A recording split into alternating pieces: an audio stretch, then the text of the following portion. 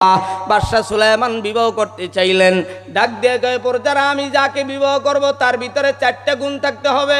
একটু হাত জায়গায় বলেন, কয় গুণ? হয় না, আরো জোরে। আর আপনি বিবাহ করতে চান, কয় গুণের অধিকারী দেখা? সুন্দর আছে কিনা, কথা কয় না, বুড়ু ফেলাক আছে কিনা, স্নো পাউডার মাখে কিনা, ঠোঁটে লিপস্টিক মাখে কিনা, টাইট ফিট বোরকা পরে কিনা, মায়না মাইয়া মনিরামপুর শহরে বোঝা যায় না এ কি মেয়ে নাকি মেয়ের মা, কথা কয় না।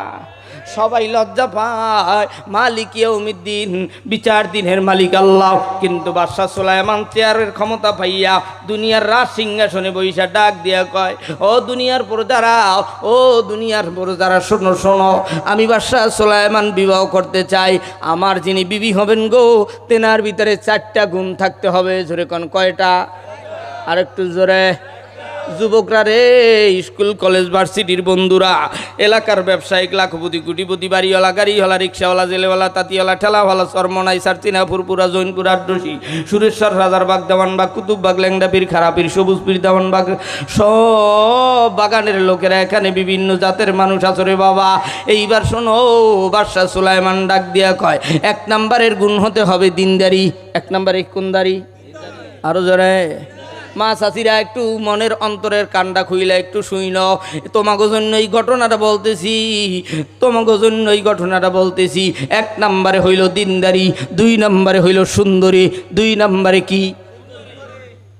3 নম্বরে আমানতদারি, 4 নম্বরে হইল ভালো বংশের মাইয়া হওয়া লাগবো। তাইলে আমি এই 4 গুণের অধিকারী বাদশাহ সুলাইমান আমি বিবাহ করব। বহুদিন পরে প্রজাদের মধ্য থেকে একজন দাঁড়ায় কয়, বাদশাহ সাহেব, আমার কাছে একজনে চিঠি দিছে, আপনার সাথে আপনার কাছে চিঠিটা দিতে বলছে। বলবো কি? না বেজার, বলবো কি? কারা কারা যাইবেন তারা হাজাগান, 1 জন 2 জন 3 জন, সবাই যাইবে। 1 নাম্বার পরীক্ষা হয়ে গেছে, সবাই যাইবে। তাইলে আর বয়ান দেওয়া যাবে না, মনোযোগ দিয়ে দি দেব, চলবে না? চলবে। পিপাসা না থাকলে তাইলে দেওয়া যায় না, পিপাসা থাকলে খাইবে, নাইলে সামনে আগানো সম্ভব না। বাদশাহ সুলাইমান ডাক দিয়া কয়, কি চিঠি দাও? বাদশাহ সুলাইমান দেখা কয়, দিনদারি, সুন্দরী, আমানতদারি 3টা পাইছে। 4 নম্বরে দেখে জাল্লা বংশের মাইয়া। কোন বংশ? আরো জোরে। কোন বংশের মাইয়া? জাল্লা বংশের মাইয়া। দেখেই চিঠি মুবারক বাদশাহ সুলাইমান সিরা ফালায়, আল্লাহর আরশ পর্যন্ত নারাজ হয়ে যায়। আল্লাহ বেজার হয়ে গেলেন। বাদশাহ সুলাইমানের মুজিজা স্বরূপ আল্লাহ তাআলা একটা আংটি দিয়েছিলেন, মুজিজার আংটি। বাদশাহ সুলাইমান রে আল্লাহ মুজিজার আংটি দিয়েছিলেন। এই আংটির পাওয়ার দিয়া রাজ সিংহাসন সবকিছু চালাইতো। বাদশাহ সুলাইমান নবীকে আল্লাহ মুজিজার একটা লাঠি দিয়েছিলেন। এই লাঠি দিয়া বেঈমানদের সাথে লড়াই করেছিল, কথা কয় না। মুহাম্মদুর রাসূলুল্লাহর উপরে মুজিজা স্বরূপ কোরআন দিয়েছিলেন। কোরআন সব নবীদের মুজিজা বিলুপ্ত হয়েছে, আমার নবীর মুজিজা আজও বিরাজমান আছে, কিয়ামত পর্যন্ত থাকবে। এই কোরআনের বিরুদ্ধাচরণ যারাই করবে তারাই দুনিয়াতে লাঞ্ছিত হবে, অপমানিত হবে। দুনিয়ার সব মানুষ তাদেরকে ধিক্কার দিবে, কথা কয় না। দুনিয়ার মানুষটা রে, বাদশাহ সুলাইমান বহুদিন পরে খাদেমকে নিয়া হাম্মাম খানায়, গোসলখানার সামনে যায়। আংটি মুবারক খুইলা খাদেমের হাতে তুইলা দেয়। খাদেম কয়, তুমি একটু আংটি নিয়ে থাকো। আংটি নিয়ে বাথরুমে হাম্মাম খানায় যাওয়া যায় না। ইতিমধ্যে বাইদি ভাই কেবলমাত্র শুধুমাত্র এদিক বলবো, এইমাত্র কেবলমাত্র আংটি খাদেমের হাতে তুইলা দিয়া ইতিমধ্যে সুলাইমান বাথরুমের ভিতরে ঢুকে গেল। এদিকে কিছুক্ষণ পরে সুলাইমান নবীর আকৃতি ধইরা আর একজন সুলাইমানের আকৃতি ধইরা, সুলাইমানের মতো অর্থাৎ হুজুরের মতো আর একজন হুজুর আইসা খাদেমের কাছে কয়, আংটি দাও। খাদেমরা দেখবেন ড্রাইভার খন, খাদেম বলেন, গেটের দারোয়ান বলেন, কাজের লোক বলেন, এরা কিন্তু একটু সাদা সিধা থাকে, কথা কয় না। মালিকের বহু বন্ধু বান্ধব থাকতে পারে, বহু লোকজন থাকতে পারে, মালিকই তো আইসে, তাহলে আংটি দিয়ে দিছে সরল সোজা।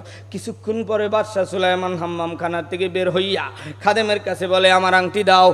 সালাকি আর বাটপাড়ির জায়গা পান না, ওই সিটিং বাস যিনি জিন পরি সুলাইমানের আকৃতি দইরা আসছে, উনি রাজ সিংহাসনের দিকে কদম বাড়ায়, আবার সেখান থেকে ফির আইসা খাদেমরে ডাক দিয়া কয়, আমার মতো যদি কোনো লোক আইসা তোমারে বলে আর আংটি চায়, তারে কায়দা মতো ধোলাই দেবা, ওটা সিটিং বাজ, ওটা ধোকাবাজ। শ্রীলঙ্কায় দেখছো এক লড়ানে হাফ প্যান্ট খুইলা ফেলাইছে। এই দেশে কোনো নাস্তিকি বেঈমানেরা কোরআনের বিরুদ্ধাচরণ করলে এই দেশের পাবলিক মুসলমানেরা তারও হাফ প্যান্ট খুলে ফেলবে। কথা কও ঠিক কিনা? মুসলমান ভাইজানের, আরে শোনো, বাদশাহ সুলাইমান এবার কান্দে আর কয়, হাই কি করলাম, হাই কি করলাম। রাজ সিংহাসনে গিয়ে দেখে সুলাইমান সিংহাসন চালায়। শ্রীলঙ্কার মতো কিছুদিনের ব্যবধানই দেশ কি হয়ে যাচ্ছে। কিছুদিন আগে দেউলিয়ার কথা শোনেন নাই? না, এটা শোনেন না আপনারা সবাই বিড়ি টানেন মনে হয়, আর খালি ভাত খান। দেশ দুনিয়া সব দেউলিয়া হয়ে যাচ্ছে।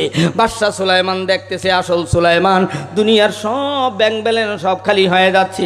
এনার ভিতরে দেখা যায় চলন বরণ ভঙ্গিমা, কথা টথা একটু এলোমেলো দেখা যায়। আগে যিনি ছিল তিনার তো কথাবার্তা এমন ছিল না। বেশ কিছুদিন পরে পাবলিক দেশে ধাওয়া, বাদশাহ সুলাইমান ওই নকল সুলাইমান হাতের আংটি নিয়ে সমুদ্রের ভিতর দিয়ে উড়াল দিছে। উড়াল, একটু আস্তে বলেন আল্লাহু আকবার, আরেকটু জোরে বলেন। আর আসল সুলাইমান হাম্মাম খানার থেকে বের হইয়া পাবলিকের ধাওয়া খাইয়া যেই জাল্লার মাইয়ার সিডি ছিল, সেই জেলেওয়ালা উনি নৌকা লইয়ার নদীর ভিতরে জাল মারতো আর আল্লাহরে ডাকতো। কিন্তু ওই জাল্লার বাড়িতে আসল সুলাইমান যাইয়া এক দেড়হামে জেলেওয়ালার সাথে দিন মজুরির কাজ করে, নিতে চায় না। তারপরও অনেক বড় লম্বা ঘটনা, জেলেওয়ালার সাথে কাজ করে বহুদিন হয়ে গেছে। জেলেওয়ালা ডাক দিয়া কয়, বাবা তোমার বয়স হয়েছে, তুমি কি বিবাহ শাদী করছো? কয় না না বাবা। তাইলে শোনো, আমার একটা মেয়ে উপযুক্ত হয়েছে, দিনদারি আমানতদারি সুন্দরী, দিনদারি আমানতদারি, কিন্তু বংশ হইল জাল্লা। একটু জোরে কন কি? আরো জোরে। এই জাল্লা বংশ শুনছে পরই চারটা কথা, সেই সিটির কথা মনে পড়ে গেছে আসল সুলাইমানের। কই কোত্থেকে কোথায় পানি, ঘোলা পানি কোত্থেকে কোথায় যায়। ইতিমধ্যে কয়, হ্যাঁ আমি রাজি আছি। সরা পরায় দিল। আমগো বরিশালে দেখবেন বাসর রাত্রে নতুন তোয়াইলা জামাইরে দেয়, সিকো 5 ঘড়ি দেয়, নতুন লঙ্গি দেয়, নতুন জাহনামাজ দেয়, নতুন বিছানার চাদর দেয়, দুধ গ্লাসে জাল দিয়ে কায়দা মতো ডিম তার ভিতরে দিয়া জামাইরে খেতে দেয়, কষি ডাবের পানি খেতে দেয়, অনেক কিছু নাস্তা সেমাই, অনেক কিছু, তার কোনো শেষ নাই রে বাবা। বাদশাহ সুলাইমানরাও রাত্রে কি দেবে টেনশনে পড়ে গেছে। বিবি, শাশুড়ি, শ্বশুর আজকে জাল মারতে নদীতে যায়, শাশুড়ি ডাক দিয়া কয়, আল্লাহর নামে যাও, দেখো মাওলায় কি দেয়। শ্বশুর জামাই জাল পাততেছে, আল্লাহরে ডাকতেছে শ্বশুর বাবায়। এদিকে যে নকল সুলাইমানের হাতের আংটি সমুদ্রে পড়ে গেছে, সেই সমুদ্রের ভিতরে বড় মাছ। এই আংটি খাইয়া গায়ের ভিতরে জাল চালা শুরু হয়ে গেছে। মাছ সমুদ্রের ভিতরে দৌড়ায় দৌড়ায়। এটা তো মাছের পাওয়ার না, পাওয়ার হইল সুলাইমানের আংটির। কথা কয় না ঠিক কিনা? পাওয়ার হুজুরগের না, পাওয়ার মাওলার কোরআনের, কোরআনের ট্যাবলেট, কোরআনের আংটি যার ছিনায় ঢুকছে সে কখনো লেনিন কার্ল মার্কস মৌসুদুনের দলে ঢুকতে পারে না। কথা কন ঠিক কিনা? মুসলমান আব্বাজারেরা, যুবক ভাইরা রে, বাদশাহ সুলাইমান জেলেওয়ালা শ্বশুরের সাথে জাল পাততে গিয়ে জালের ভিতরে সেই বড় মাছ পেয়ে গেল। বড় মাছ পাওয়ার পর বাড়ি নিয়ে আসে, অন্য মাছ সব বিক্রি কইরা শাশুড়িরে কয়, ও বিবি সবাই কইরা মাছটা আমার জামাইরে খাওয়াবা। কিন্তু যখন মেয়ে আর মা একসাথে মাছ কোটে, মাছের পেটের ভিতরে সেই স্বর্ণের আংটি পাওয়া যায়। একটু আস্তে বলা যাবে কি? ওই মুরব্বী বাবা সুবহানাল্লাহ কয় না, কয় হুজুরে কি দিয়া কোন জায়গায় নেয় আমি বুঝি, সুবহানাল্লাহ আমি কবু না, কিন্তু বাড়ির পাশে মাদ্রাসা, এই জন্য উঠতেও যায় না, মরিয়া গেলে না জানি জানা যায় না যায়। এমন মুসলমান হইলে 2 নৌকায় পাড়া দিলে বাবা জাহান্নামেও যাওয়া লাগবে, জান্নাতেও যাবা, কিন্তু নিজের জাদাসা অটোমেটিক কায়দা মতো শেষ হইয়া যাবে। আমার কবরে আমি যাব, তোমার কবরে তুই, হুজুরের কবরে হুজুরে মান আনাম কে মান্দা নাম, লিখনেওয়ালা জানতা হয় খত মে কা হয়, লেখক জানে চিঠির ভিতরে কি। বাবা তুমি জানো তোমার অন্তরের ভিতরে কি? লেলিন কালমাস মৌসুতুন নাকি আমার মাওলার কোরআন নাকি মদিনার টান? মদিনার টান যদি থাকতে থাকে এইবার 2 হাত জায়গায় আল্লাহু আকবারের পিক আপ দাও রে বাবা। নারায়ে তাকবীর, নারায়ে তাকবীর। আল কোরআনের আলো, আল হাদিসের আলো, আরে দুনিয়ার মুসলিম এক হও, লড়াই করো। নারায়ে তাকবীর, নারায়ে তাকবীর। চাই